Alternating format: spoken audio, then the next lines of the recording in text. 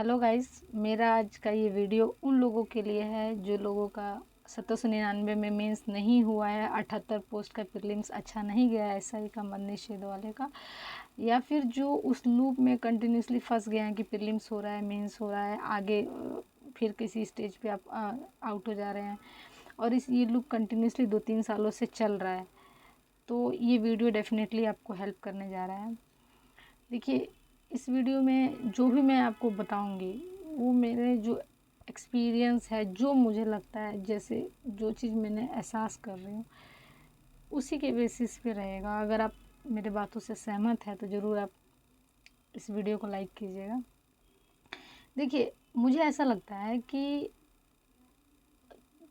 सिर्फ अब ल्यूसेंट पढ़ने से अब कुछ नहीं होने वाला है, चाहे किसी का नोट्स पढ़ने से कुछ नहीं होने वाला है, क्योंकि जो बीपीएसएससी है, आयोग है, चेयरमैन है, वो ये चाहते हैं कि आप एनसीईआरटी पढ़िए, आपका एनसीईआरटी पे कमांड होना चाहिए।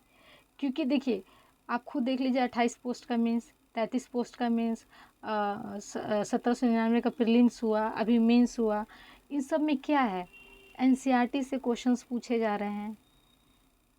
मैं ये नहीं कहती कि ल्यूसेंट का ज़माना चला गया है, किसी नोट से नहीं आएगा, लेकिन आप खुद बताइए, क्या 20, 25, 30 क्वेश्चन आने से आपका मेरिट बन जाएगा?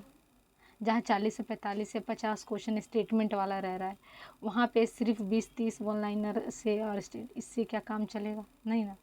आपको इस बार देखिए, जिसका भी नहीं हुआ है वो हताश ना हो, ठीक है। मेरा ये मानना है कि अगर वो हताश हो के अगर अभी बैठ जा रहे हैं, अगर अपने स्ट्रैटेजी पे आप काम नहीं कर रहे हैं, तो फिर आप इस टाइम के लिए भी आप आगे जाके 3-4 महीने बाद आप पछताइएगा। जो भी लोग 3-4 सालों से यहाँ पे इतना मेहनत करके, इतना सेक्रीफाइसेस दे के, इतना टाइम लग चुका है, तो क्या इस टाइम पे आके पीछे हटना सही होगा? 6 महीना और लगा के देखिए, एनसीईआरटी पढ़ के देखिए, 8, 9, 10th का भी, ज्योग्राफी हो गया, हिस्ट्री हो गया, साइंस हो गया, इन सब को पढ़ के देखिए, एक एक चीज़ का नोट्स बनाइए, तब आपको पता चलेगा कि आयोग कहाँ से क्वेश्चन उठा रहा है। क्योंकि at the end of the day exam तो सेट आयोग ने करना है, किसी कोचिंग वाले ने नहीं करना है, किसी ने नहीं करना है। तो उस बेसिस पे एक बार अपना स्ट्रैटेजी चेंज करके देखिए।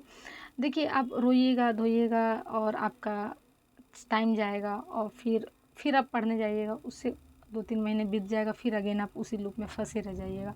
अगर आप दोबारा उठने का हिम्मत करें तो शायद 7-8 महीने बाद आपके हाथ में नौकरी हो, ठीक है। तो एक बार मेरे कहने पे एक बार एनसीईआरटी पढ़ के देखिए, एक बार एनसीईआरटी का सारा सब्जेक्ट जो भी है उसको लाइन बाय लाइन पढ़िए। वैसे भी आप कुछ ना कुछ पढ़ेंगे, किसी का नोट्स पढ़ेंगे या ल्यूसेंट पढ़ेंगे, कुछ ना कुछ पढ़ेंगे, तो जब आपको पढ़ना ही है तो एक बार जो टाइम मिला है 3-4 महीने का, इसमें आप जो है बदलते पैटर्न के अकॉर्डिंग एक बार एनसीईआरटी को रीड कीजिए, एनसीईआरटी का नोट्स बनाइए और अपने अकॉर्डिंग, इससे होगा क्या, जब आप उसको रीड करेंगे तो आपको किसी भी चीज़ का रीज़न पता चलेगा। जैसे जो स्टेटमेंट में रीज़न टाइप का देता है, आपको आंसर नहीं निकाल पाते हैं क्योंकि आप वन लाइनर फैक्ट वगैरह पढ़ के जाते हैं, तो उसका डीप नॉलेज नहीं हो पाता है। जब एनसीईआरटी पढ़िएगा तो थोड़ा आपका नॉलेज विकसित होगा, राइट। तो एक बार पढ़ के देखिए, और क्यों ना 3-4-6 महीना लगाने से अगर आपके आगे के सारे एग्ज़ाम क्रैक हो रहे हैं, तो इतना महीना, जहाँ इतना साल लग चुका है, तो कुछ महीना और सही। और हार के नहीं, जब पटना आए हैं तो हारना नहीं है, एक बार हिम्मत कीजिए। और रही बात, जो मुझे लगता है कि यहाँ पे जितने भी वनडे एग्ज़ाम हो रहे हैं बिहार में, उसमें एनसीईआरटी का बहुत अहम भूमिका हो गया है। तो आप एनसीईआरटी और मैथ रीजनिंग, आप एनसीईआरटी पढ़िए, मैथ रीजनिंग पे आपका कमांड कीजिए, डेली प्रैक्टिस कीजिए। और करंट, अगर इसको कोई कर लेता है तो मुझे नहीं लगता कि वनडे वाला कोई भी एग्ज़ाम जो है बच्चा नहीं फोड़ पाएगा।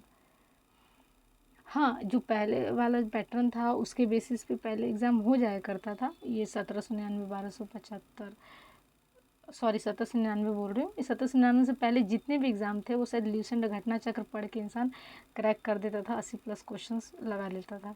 लेकिन अभी एक बार एनसीईआरटी को पूरा गो थ्रू होके 4 से 5 महीना लेके अच्छे से उसको रीड कीजिए, पढ़िए, उसका नोट्स बनाइए और मैथ रीजनिंग पे कमांड कीजिए।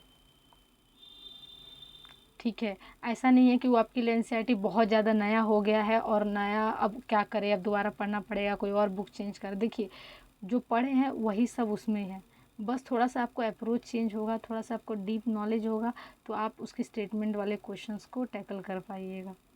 जैसे ईडीयू के एग्ज़ाम में भी आप देखिए कि जीएस का किस तरीके का क्वेश्चन आया था। क्या बिना एनसीईआरटी पढ़े उसको सॉल्व करना पॉसिबल था? आप खुद बताइए। जो भी अभी पैटर्न चेंज हो रहा है उसके लिए एनसीईआरटी रिक्वायर्ड है।